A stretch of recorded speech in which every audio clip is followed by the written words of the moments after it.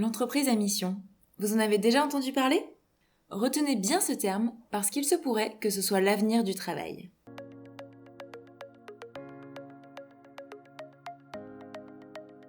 Bonjour et bienvenue dans Écolo au boulot. Je suis Cassandre Joly et mon but est de donner du sens au travail à travers l'écologie. Ensemble, nous trouvons des idées, des astuces, de la motivation et de l'inspiration pour rendre son quotidien au travail plus écologique et se sentir utile.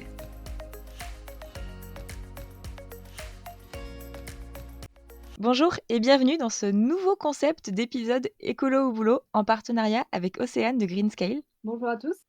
Alors Océane, tu as cofondé l'agence de conseil en RSE et éco-responsabilité Greenscale.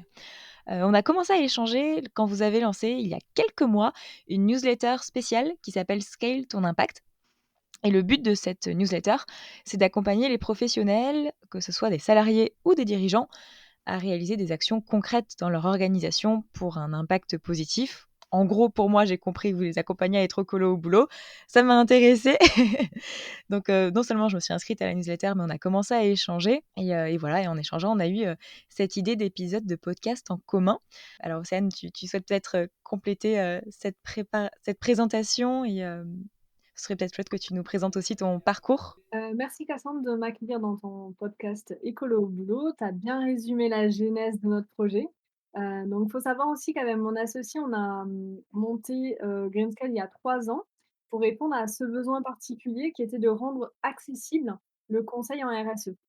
Et du coup, c'est en voyant que les grandes agences de conseil, étaient pas du tout adaptées en termes de méthodologie, de budget à la majorité des entreprises en France qui sont surtout, des TPE, des PME. On ajoute à ça aussi des petites collectivités, et finalement, on a un paquet de personnes qui sont pas accompagnées vers une transition écologique et solidaire, et on souhaite répondre à cette mission-là.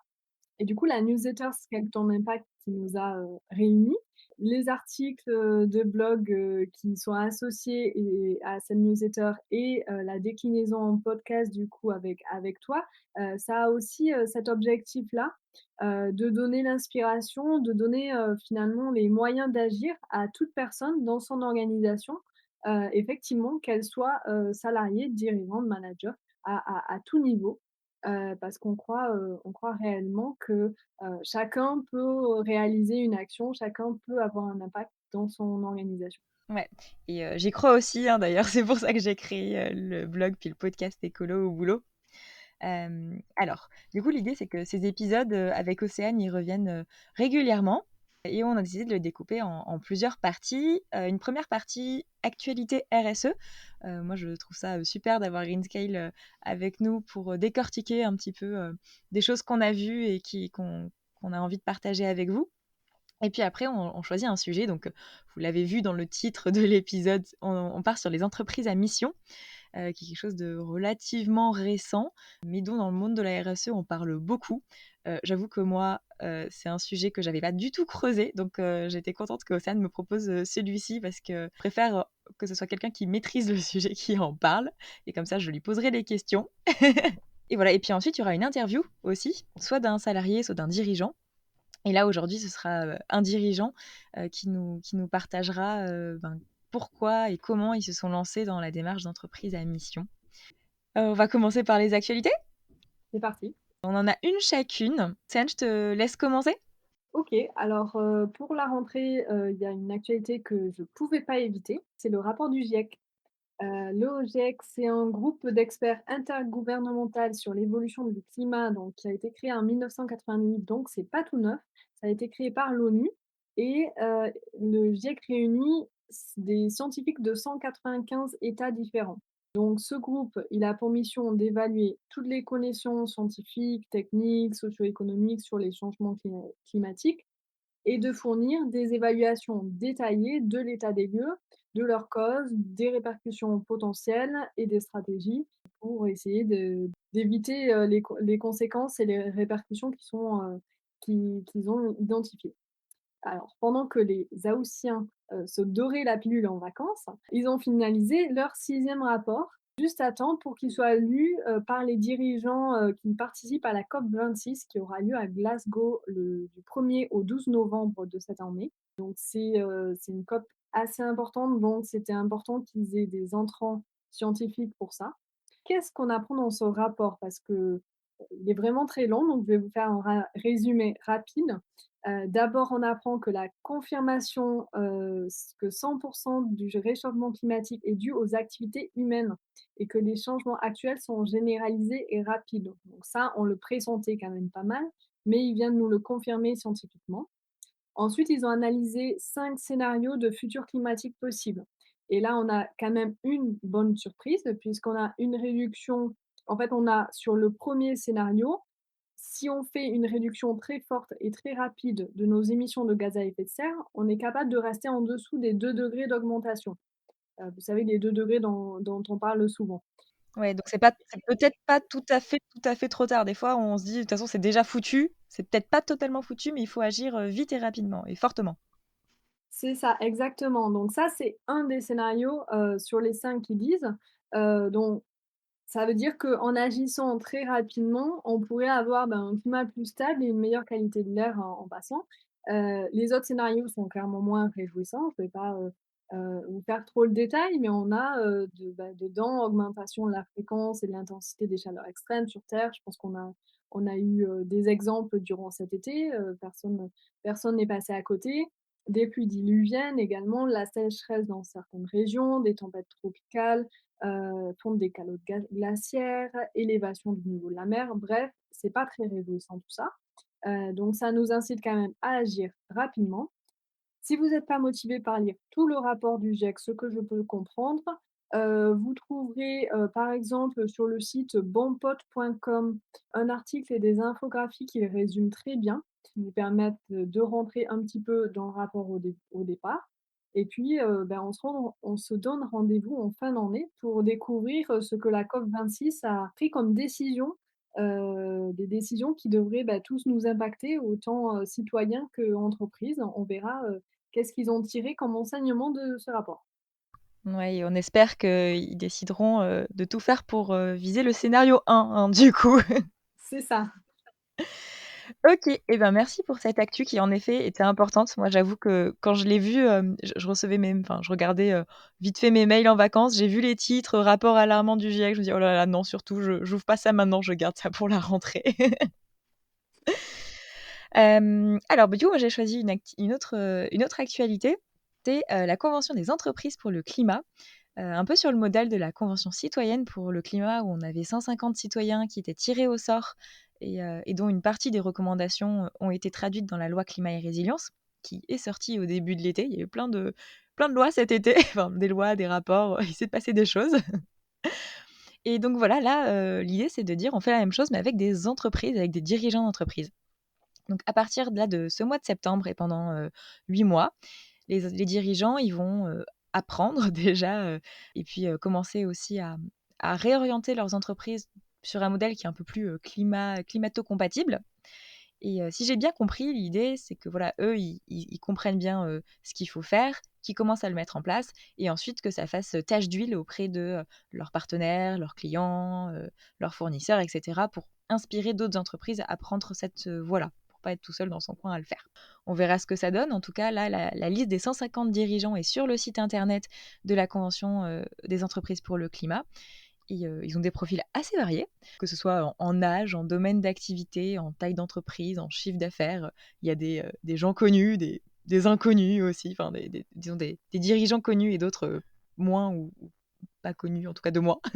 Voilà, donc vous pouvez aller voir, peut-être que votre entreprise y est d'ailleurs, que votre dirigeant y est. Je ne sais pas ce qui en ressortira, mais je vais le suivre de près parce que je trouve que c'est une démarche intéressante.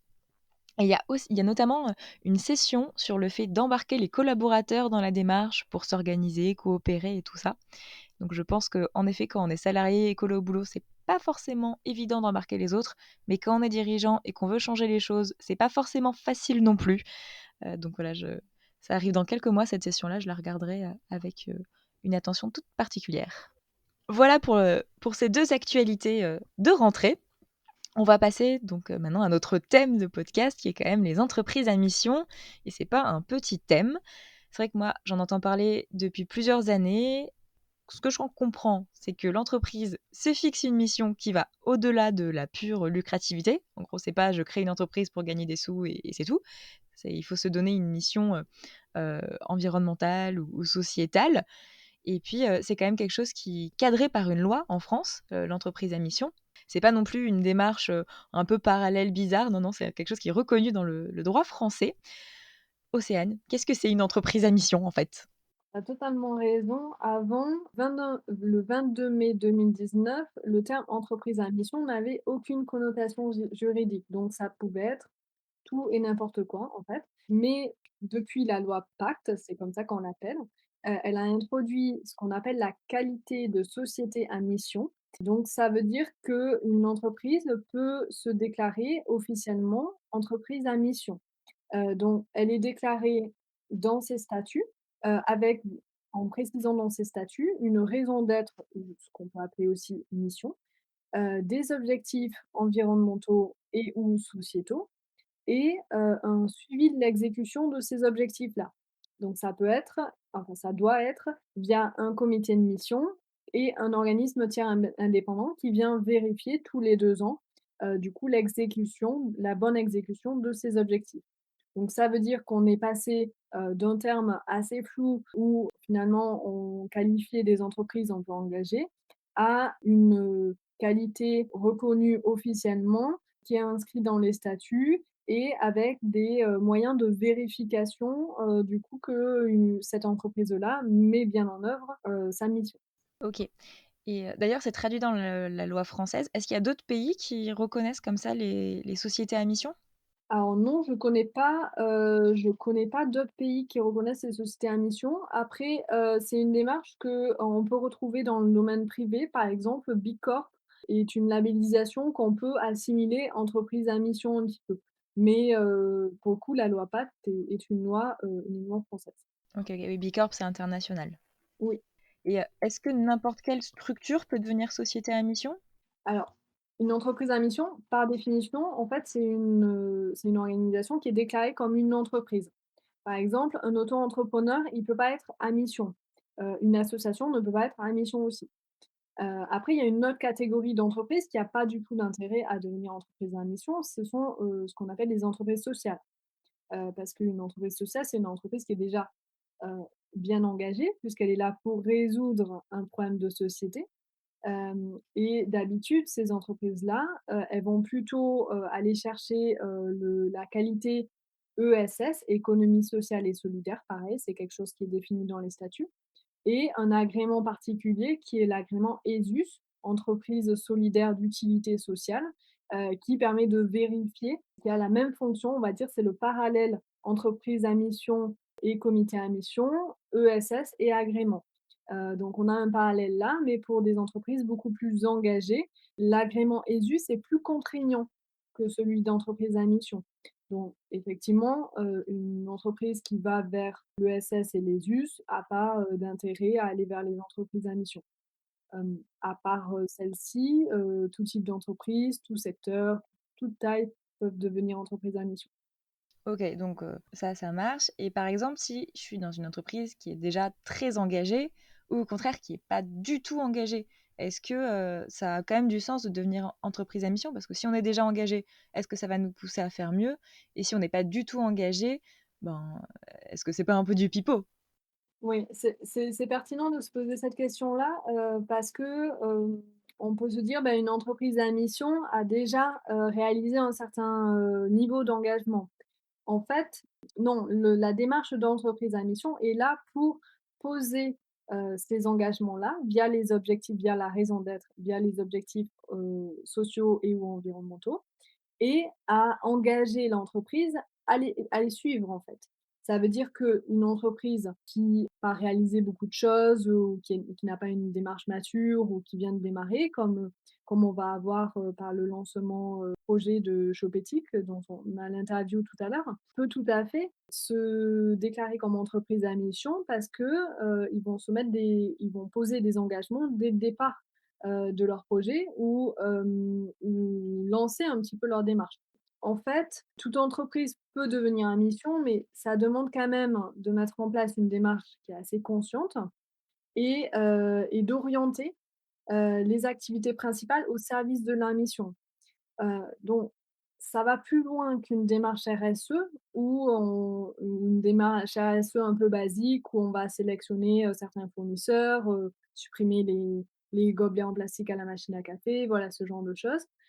Parce qu'il faut vraiment, penser l'orientation des activités principales pour cette mission-là et du coup, il y a des entreprises qui ne vont pas devenir entreprises à mission pour cette raison-là, parce que, ça impliquerait un changement qu'elles ne souhaitent pas, tout simplement.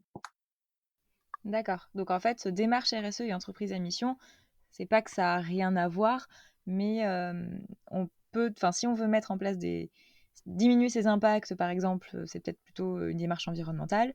Mais si on veut réorienter ou orienter d'une certaine manière une entreprise, c'est plutôt entreprise à mission? C'est ça, exactement. La démarche RSE, du coup, est, on va dire une première base qui va permettre, de réduire ses impacts, négatifs, d'ajouter des impacts positifs et cetera. L'entreprise à mission, doit s'appuyer sur les activités principales. Donc en fait, il faut vraiment que, le la raison d'être, de l'entreprise ait un impact positif. On n'est pas sur une entreprise sociale. Je fais souvent le parallèle entre donner un pourcentage de bénéfices, par exemple, à une association et que les produits eux-mêmes, par exemple, soient éco-responsables. Beh, voilà la différence. Entre faire des dons à une association, on est plutôt sur, une démarche RSE. C'est très bien effectivement, et ça participe, à la vie citoyenne et cetera. Et sur la partie et revoir, éco-concevoir par exemple, son produit, là, du coup, on oriente beaucoup plus la mission de l'entreprise si l'éco-conception est vraiment très poussée et si on pousse toute la mission, derrière. OK. Et est-ce que tu as des exemples de missions un petit peu à nous donner? Parce que ça impact positif, ça peut être flou et genre, je sais pas, une entreprise, d'informatique ou une société de nettoyage, tu te dis: «Mais quelle mission ils peuvent bien se donner?» Bah, j'ai quelques exemples, de missions qui ont été définies. Par exemple, on a l'entreprise, française qui s'appelle, Phoenix, dont la mission est «Bâtir ensemble un monde sans gaspillage». Ça, c'est, la formulation exacte de leur raison d'être et du coup, toutes leurs activités, du coup, tournent autour du non-gaspillage, par exemple des produits alimentaires, du recyclage et cetera. On a Danone, par exemple, Emmanuel Faber avait, une démarche très poussée sur la RSE, qui a été du coup sur la mission d'apporter la santé par l'alimentation au plus grand nombre à travers des marques pionnières. Donc on voit différentes, formulations et on voit par ces formulations, en fait, on voit qu'il y a toujours un lien entre l'activité même et l'engagement qui est porté. C'est-à-dire, la mission n'est pas de tout faire, dans tous les sens, mais d'apporter quelque chose qui a du sens, d'apporter une aide particulière, par rapport à ses compétences, par rapport à l'activité qu'on fait. OK. Tiens, j'ai une question, je sais pas si je la laisserai dans l'enregistrement, parce qu'elle est un peu, sujette à controverse.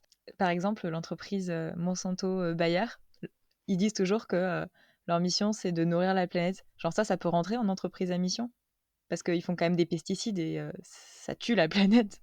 Alors le truc, c'est que lors de la définition d'une entreprise à mission, on définit aussi des objectifs et on définit des moyens en face pour résoudre certains problèmes et pour atteindre ces objectifs.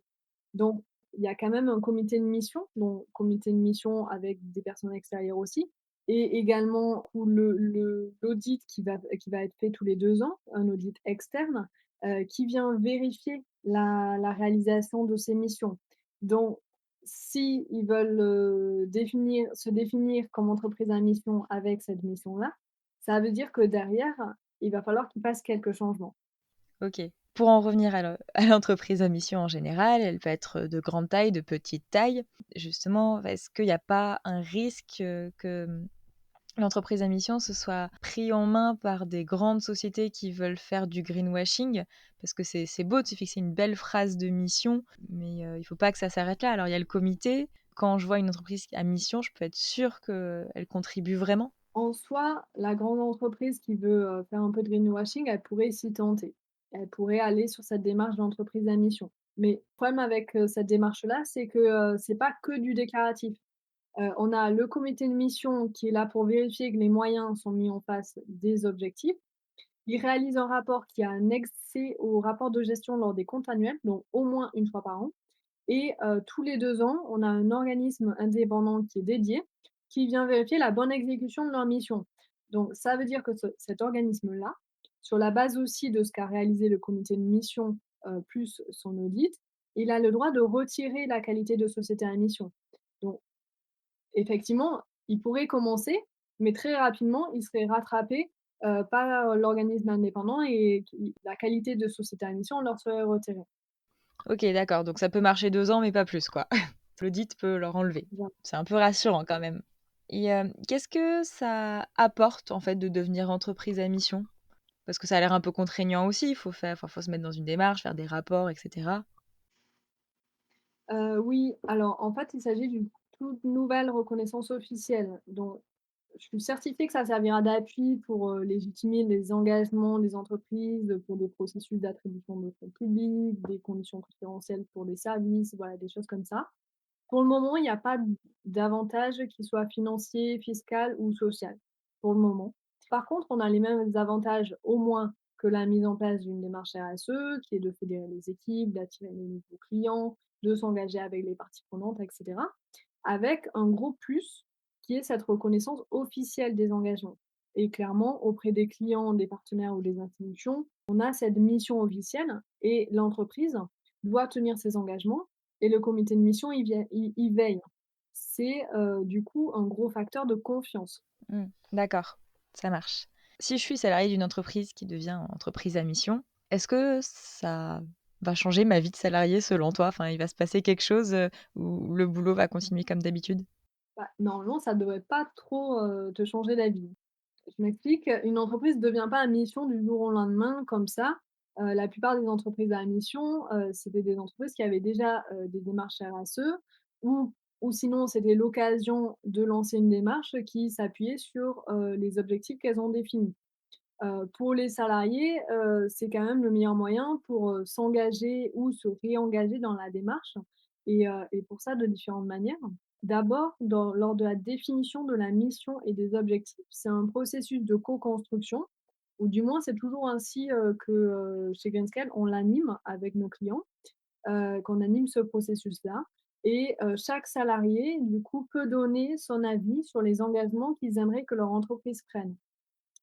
Donc ils peuvent s'engager déjà de cette manière-là. C'est trop bien ça, Oui, c'est vraiment cool. totalement et c'est poussé, en plus par, la loi Pacte puisque lorsque l'entreprise, devient entreprise à mission, en fait, il y a le comité de mission qui est créé et ce comité qui se réunit du coup pour suivre la réalisation des objectifs, il doit être composé d'au moins un salarié et ça a été défini par la loi Pacte. Ça veut dire qu'il y a au moins un salarié qui représente, on va dire la partie prenante salariée dans ce comité, à mission et évidemment ça peut être beaucoup plus. Donc ils peuvent se porter volontaires pour rentrer dans le comité à mission et du coup s'engager un petit peu plus dans la démarche. Et il y a d'autres façons pour les salariés de s'engager dans la démarche? Oui, on n'oublie pas, du coup, bah, les engagements, du quotidien puisque l'entreprise, elle va devoir tenir ses objectifs et ça peut se faire qu'avec la participation de tous les collaborateurs. Donc moi, j'incite plutôt à discuter, avec son manager, par exemple, pour identifier quelles sont les activités qui seront liées à ces impacts environnementaux ou sociétaux, et s'ils peuvent participer à un projet qui pourrait, découler de la définition des objectifs, de l'entreprise à mission. OK, donc en gros, ça nous change pas la vie normalement en tant que salarié du jour au lendemain, mais par contre on peut s'impliquer si c'est quelque chose qui nous intéresse. C'est ça, totalement. Trop bien. J'aimerais bien que tu nous donnes des conseils pour s'y mettre, voilà, si on est chaud bouillant de devenir entreprise à mission, mais qu'on sait pas trop quand même sous quel angle le prendre. Par exemple, voilà, si moi je suis une salariée toute seule dans mon coin, mais que voilà, je trouve que entreprise à mission, c'est trop bien, qu'est-ce que je peux commencer à faire? Ah bah, alors dans notre tout dernier épisode de la newsletter Scale ton impact, on a mis dedans un quiz: «Mon entreprise est-elle prête à devenir entreprise à mission?» et du coup, voilà, ça peut te permettre de connaître un petit peu, bah, l'effort qui reste à faire et voir d'en parler autour de toi, auprès de ton manager, de l'équipe et cetera. OK, ça permet de voir déjà un peu la maturité par rapport à ça et ce qu'on peut faire, je suppose, en fonction de chaque situation. Trop cool et si on n'est plusieurs collègues là, par exemple, à trouver que Entreprise à mission, c'est trop chouette, on en a parlé un midi, on a même des idées de mission, par exemple. On a fait le test, est-ce que mon entreprise est prête? Et a priori, elle pourrait être prête. Là, qu'est-ce qu'on pourrait faire? Vous pouvez, commencer à réfléchir ensemble un petit peu à quel impact pourrait avoir, votre entreprise, que ce soit bien lié à l'activité même de l'entreprise, l'activité principale, comme on en a parlé tout à l'heure. Et si vous apportez vos réflexions, voire des propositions auprès de votre direction, auprès de votre manager, il y a quand même plus de probabilités qu'ils y réfléchissent sérieusement. Peut-être qu'ils connaissent tout simplement pas les entreprises à mission, c'est quelque chose qui est assez récent et que, parce que vous avez été les voir avec des propositions, ça va peut-être résonner sur leurs propres valeurs et ça va permettre à l'entreprise de s'engager dans la démarche. OK. Bon, et imaginons dernier cas, je dirige une entreprise, ou alors je suis assez bien enfin, je suis assez proche de la direction et je peux, voilà, proposer des choses, dans ce cas-là, qu'est-ce que je peux faire pour lancer le mouvement? Rassembler autour de cette idée, je pense que ça, c'est vraiment primordial au départ. La construction d'une mission, ça se fait pas tout seul, d'autant plus que toute l'entreprise devra contribuer derrière à la réalisation des objectifs. Évidemment, bah, Greenscale ou d'autres agences de conseil pourront, t'aider à construire, à structurer, cette démarche-là, à embarquer l'ensemble de la direction, à embarquer les salariés pour construire des objectifs en commun. Je pense que c'est intéressant d'avoir cette structure-là, et ce regard, extérieur, pour pouvoir, avancer sur cette démarche. Mais, voilà, c'est vraiment une démarche de co-construction, donc c'est important d'en parler, de rassembler. Bon, bah, top, oui, on ça veut dire que dans tous les cas, on a quand même quelque chose à faire. On peut déjà évaluer son entreprise, essayer de rassembler, des premières idées d'impact positif, faire connaître et puis, ensuite, bah, voilà, créer un mouvement au sein de l'entreprise, parce que ça va pas être une tâche si facile, même si, enfin, voilà, je trouve que c'est quand même quelque chose qui donne du sens au travail, en fait, de devenir entreprise à mission. Oui, ça a été effectivement, créé aussi, pour ça et je pense que les salariés, du coup, doivent se reconnaître aussi dans cette, mission-là et ça doit leur permettre d'avoir, bah, une vision aussi de ce que, l'entreprise, va apporter à la société. OK. Bon, et ben, écoute, c'est beaucoup plus clair déjà, entreprise à mission, comment ça marche et cetera. On va avoir tout de suite, l'interview d'un de tes clients, que tu accompagnes sur, l'entreprise à mission. C'est parti. Bonjour Raphaël, Bonjour. merci d'avoir accepté notre invitation à témoigner dans le podcast Écolo au boulot sur les entreprises à mission. Est-ce que vous voulez bien commencer par vous présenter? Oui, donc Raphaël Condamin, je suis chef d'entreprise aujourd'hui. J'ai un parcours de salarié au départ. Mon parcours de salarié, ça m'a permis de comprendre quelque part ce qu'est une entreprise. Ça m'a permis de comprendre que c'est pas juste un endroit où on doit gagner de l'argent, ça peut être aussi une aventure humaine. Et j'ai vécu en tant que salarié une vraie aventure humaine dans les différentes entreprises dans lesquelles j'étais.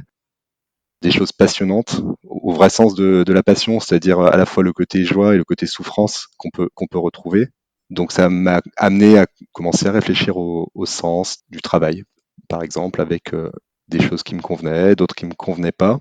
Et il y a à peu près 10 ans de ça, j'ai créé justement mon entreprise pour moi au départ. C'était un peu égoïstement, on va dire, pour quelque part redéfinir les règles du jeu, du travail, de mon propre travail. Je suis du début de la génération Y en fait, donc c'est ceux qui se posent un peu des questions là où les autres venaient simplement au travail pour travailler, on va dire. Donc j'ai créé mon entreprise avec mes valeurs. J'ai fait en sorte de commencer à les partager avec toutes les personnes, les clients avec qui j'étais amené à travailler. Mes valeurs, c'est implication, confiance, bienveillance. Et j'ai fait en sorte de travailler autour de ces valeurs sur de la réciprocité. Et puis l'entreprise a grandi, j'ai recruté mon équipe. L'entreprise s'appelle Coora.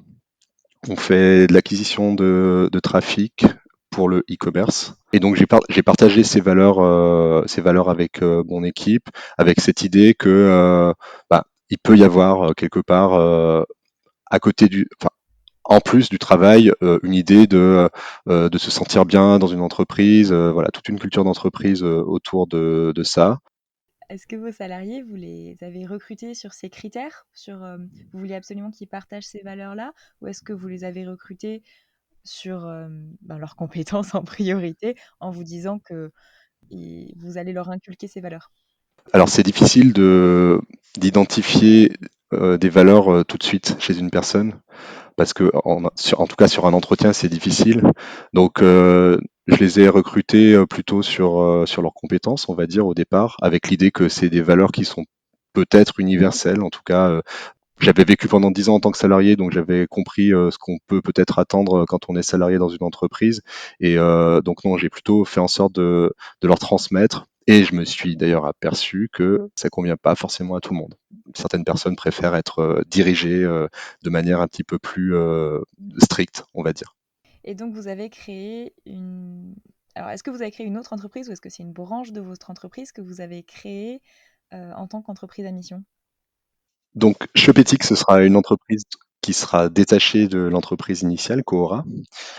J'estime qu'elle est quand même dans une vraie continuité de ce qu'on a pu faire, de ce qu'on fait jusqu'à maintenant avec Coora, puisque même si on n'a pas de mission dans les statuts de Coora, moi j'estime qu'on a une mission en fait avec Coora, puisqu'on donne de la visibilité à des e-commerçants sur Internet, qui sont des e-commerçants de taille petite et moyenne. Quelque part, ces e-commerçants représentent une alternative face à des géants tels que Amazon, qui représente un vrai contre-pouvoir, et on entretient ce contre-pouvoir. Notre mission à nous, c'est de leur apporter de la croissance, mais c'est quelque part de la croissance contre des très gros. Et donc, ça permet à ces alternatives-là de continuer d'exister et de continuer d'avoir vraiment du poids. Aujourd'hui, par exemple, Amazon, on dit que c'est très gros, et c'est vrai, c'est très gros, mais c'est seulement 7% du marché en France, donc il y a encore de la place pour exister contre ces géants-là. Donc on contribue à ça avec Cora. Et par contre, on a sur Cora, en tout cas, on n'a pas du tout d'approche, on n'a pas vraiment d'approche éco-responsable. Et donc l'idée de Shopetix, c'est d'aller plus loin dans la mission, et c'est de faire tout ça avec une véritable approche, avec une véritable réflexion éco-responsable. Ça va être une place de marché, donc mise en relation entre des vendeurs et des acheteurs, et on va travailler sur toute la chaîne de valeur, puisqu'il y a toute la partie en amont, le produit en fait, tout le travail qu'il peut y avoir sur le produit du côté des vendeurs. Donc on va vérifier un certain nombre de choses sur la manière dont ils gèrent ça. Il y a le site de vente, et puis il y a toute la logistique qu'on peut retrouver après. Et donc on va travailler à tous les niveaux pour être dans une logique d'amélioration continue. Et ça va être un petit peu ça notre mission, euh, notre raison d'être telle qu'on l'a définie, c'est de fédérer les e-commerçants engagés par la mise en avant de leur offre durable afin de trouver pardon, fédérer les e-commerçants engagés par la mise en avant de leur offre durable afin de favoriser une consommation socialement et écologiquement responsable. OK, donc l'idée, c'est de dire: «Nous, on va mettre en place toute la structure e-commerce pour que, ces commerçants, ils aient plus qu'à faire ce qu'ils savent faire de mieux et se focaliser sur leurs produits» et vous, vous gérez tout l'espace e-commerce autour, c'est ça? Oui, c'est ça. C'est-à-dire que finalement, c'est devenu très complexe de faire du e-commerce aujourd'hui, et, euh, et on va leur apporter la visibilité et la structure, le site en fait, et permettre d'être un point d'audience en fait qu'ils n'auraient pas facilement avec leur propre site. OK. Et moi, je me demandais à quel moment vous avez entendu parler pour la première fois d'entreprise à mission? Avant de prendre la décision d'en devenir une, je suppose qu'il y a eu un cheminement? Oui, alors bah, c'est à travers l'accompagnement qu'on a pu avoir avec Greenscale et Océane, puisque bah, on a eu une démarche volontaire qui était de se dire on va travailler sur notre RSE sur Cora. Greenscale nous accompagne sur toute la démarche globale. On a commencé un diagnostic, on a identifié des points qui vont bien, des points à améliorer, et dans les recommandations, dans les perspectives en fait qu'on a pu identifier à ce moment-là grâce à Greenscale, il y avait ce côté Cora pourrait devenir entreprise à mission. Alors moi, je me suis dit: «Oui, oui, peut-être, pourquoi pas?» Et probablement qu'on le fera plus tard. Mais par contre, c'était complètement évident pour Shopétique, tout de suite, en fait, pour moi. Et donc, on a ensuite travaillé sur cette partie Shopétique. D'accord, donc c'est Greenscale qui vous a parlé des entreprises à mission. Et du coup, comme vous connaissiez, finalement, quand vous avez décidé de créer Shopétique, c'était complètement logique que ce soit une entreprise à mission. Et vous vous êtes lancé. Donc, qu'est-ce que c'est? C'est une certification, un label? Comment ça se passe? Comment on devient entreprise à mission? Alors c'est une démarche volontaire, donc on doit déjà avoir des valeurs et une vraie réflexion sincère sur la démarche. Pour moi, ça commence par ça. Et ensuite, il faut se structurer, parce que c'est bien d'avoir l'intention, mais il faut un petit peu la structurer. Donc, quelle va être la raison d'être, quels vont être les objectifs. Donc, tout ça, c'est à définir. Et alors, nous, on n'est pas encore entreprise à mission, on est encore dans la démarche hein, pour l'instant. Donc, ensuite, on doit nommer un comité un comité puis un organisme qui vont être là pour vérifier qu'on fait bien les choses en fait et puis écrire tout ça dans les statuts. Donc voilà, il y a un certain nombre d'étapes. Tout ça, c'est une démarche qui prend un peu de temps et on est en plein dedans. On a défini aujourd'hui notre raison d'être, on a défini nos objectifs. On n'a pas encore avancé, on n'a pas encore terminé les étapes suivantes, donc on l'a pas encore dans les statuts pour l'instant. Et vous venez de le dire, c'est une démarche qui prend du temps. Qu'est-ce qui vous a motivé à rentrer dans cette démarche en particulier? Pour moi, c'est évident euh, que on l'avait en fait cette mission déjà, même si c'était pas officiel, on avait cette intention-là. Donc c'est juste de rendre les choses officielles, tout simplement.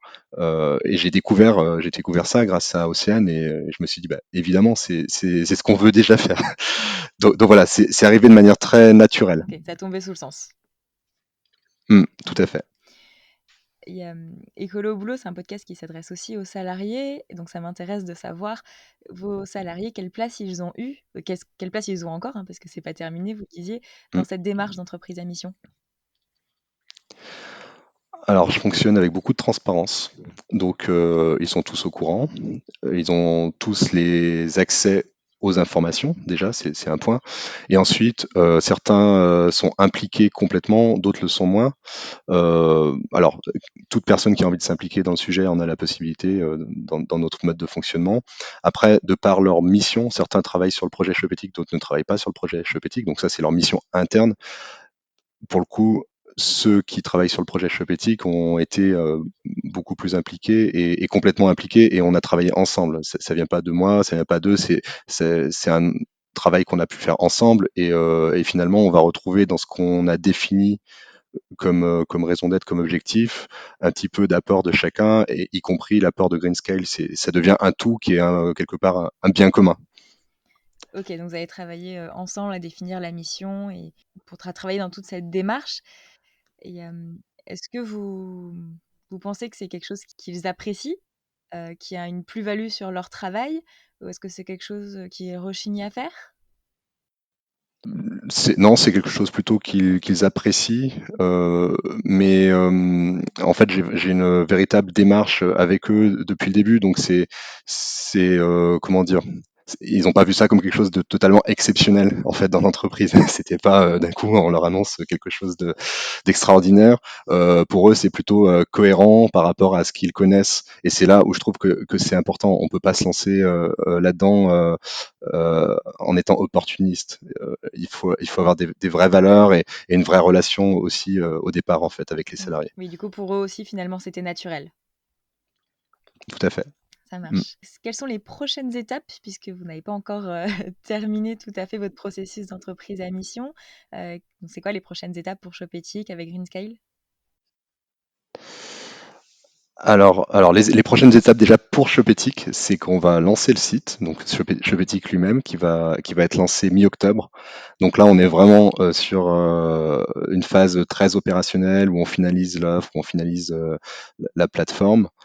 On est en train de travailler sur nos réseaux sociaux. On va ouvrir le compte Instagram et Facebook. Donc, d'ailleurs, pour ceux qui ont envie de suivre le projet, c'est shop.ethics sur Instagram. Voilà, donc on est vraiment dans cette partie-là. Et pour le coup, on va ouvrir d'abord le site et on va finaliser toute la partie mission une fois lancée, juste pour pas se disperser, en fait, tout simplement.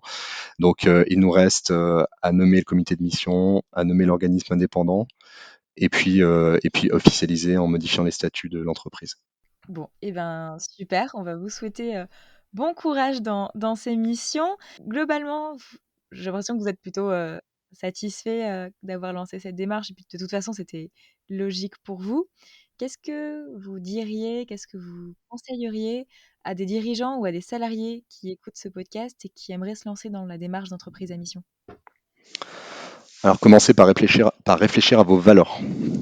Euh, L'entreprise à mission, ça doit répondre à vos valeurs, ça doit être sincère. Ça peut pas être une démarche opportuniste. Ça doit être idéalement la suite naturelle d'une démarche qui était déjà engagée, ou d'une intention en tout cas. Euh, voilà, c'est le premier point. Et ensuite, c'est bien de se faire accompagner. Se faire accompagner, ça va permettre de comprendre les enjeux d'une entreprise à mission, ça va permettre de se structurer. C'est ce que nous a apporté Greenscale, quelque part. On a pris le temps de vraiment se poser sur la question. Et puis, voilà, on doit définir une raison d'être, on doit définir des objectifs, ça prend du temps. Et c'est vraiment important d'avoir un regard extérieur. Par contre, ça doit être une démarche proactive. C'est-à-dire que ça peut pas être un intervenant externe qui, qui sait à notre place ce qu'on est, ce qu'on veut. L'intervenant externe, je le vois plutôt comme un guide en fait, qui va nous réorienter, qui va nous accompagner. Tu confirmes, Océane, c'est pas vous qui faites tout, c'est quand même à l'entreprise, de rentrer totalement dans la démarche? Oui, totalement. Ça me fait très plaisir qu'il précise ce point-là puisque, effectivement, on est là, plus comme guide, peut-être comme, apporter un regard extérieur, sur, des choses qui leur paraissent, évidentes aussi. Donc on peut apporter ce regard-là, mais effectivement, cet engagement, il est pris par l'entreprise, par les salariés, par le dirigeant. Donc on vient, discuter, co-construire finalement, et c'est l'addition de cette co-construction, qui permet, de réaliser, la raison d'être, les objectifs et d'avancer sur cette démarche-là. OK. Ben, Raphaël, merci énormément pour votre partage. Bon Merci, courage pour le lancement de votre plateforme. On merci, partagera ça, je mettrai évidemment dans les notes du podcast, les liens pour vous trouver. merci beaucoup. Bonne journée. À bientôt, au revoir. Bon, et voilà, c'est tout pour, cet épisode, spécial en collaboration avec Océane, de Greenscale. Merci Océane. Est-ce que ça s'est bien passé l'enregistrement de ce podcast?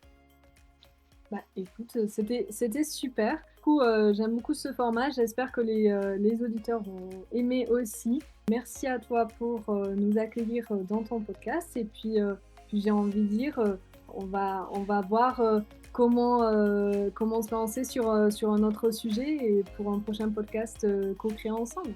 Ouais, complètement. Moi aussi, j'ai beaucoup aimé ce format. Dites-nous si, ça vous a plu. Je vais vous mettre dans les notes du podcast, toutes les façons de nous contacter pour pouvoir, nous dire, que si c'était génial ou pas, ce qu'il faut qu'on ajoute, ce qu'il faut qu'on enlève et les sujets que vous voudriez bien traiter, pourquoi pas. Merci Océane et à bientôt du coup.